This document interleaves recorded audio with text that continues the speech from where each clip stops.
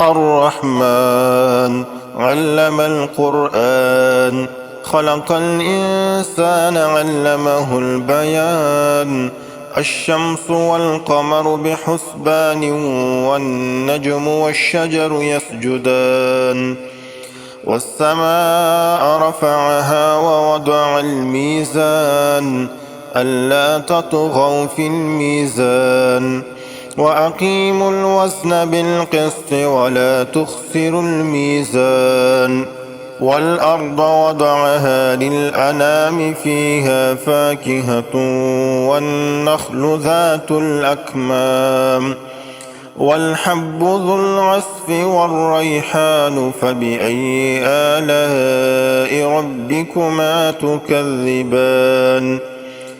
خلق الإنسان من صلصال كالفخار وخلق الجان من مارج من نار فبأي آلاء ربكما تكذبان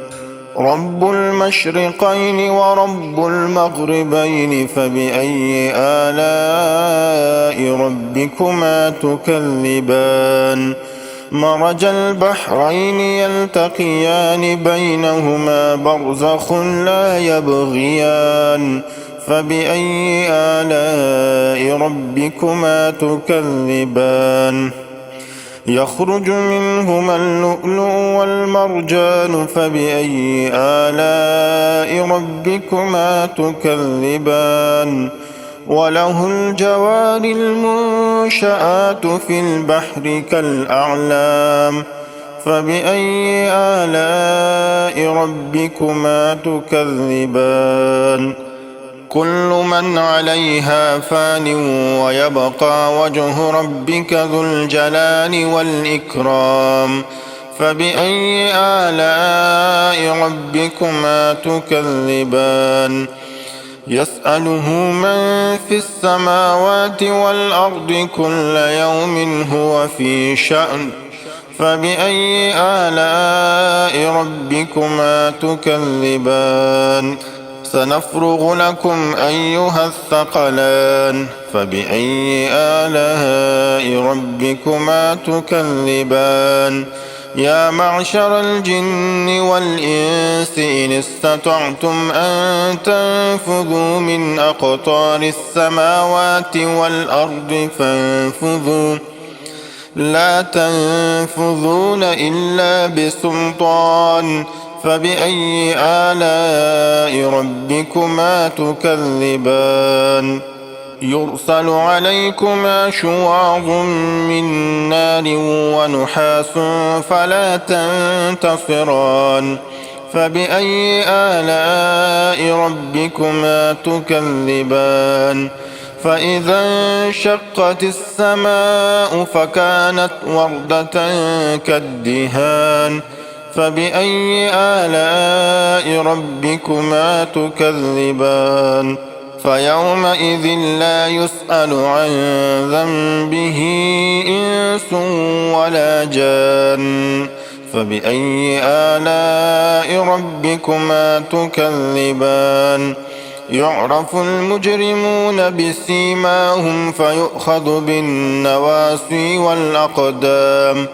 فبأي آلاء ربكما تكذبان هذه جهنم التي يكذب بها المجرمون يطوفون بينها وبين حميم آن فبأي آلاء ربكما تكذبان ولمن خاف مقام ربه جنتان فبأي آلاء ربكما تكذبان ذواتا أفنان فبأي آلاء ربكما تكذبان فيهما عينان تجريان فبأي آلاء ربكما تكذبان فيهما من كل فاكهة زوجان فبأي آلاء ربكما تكذبان متكئين على فرش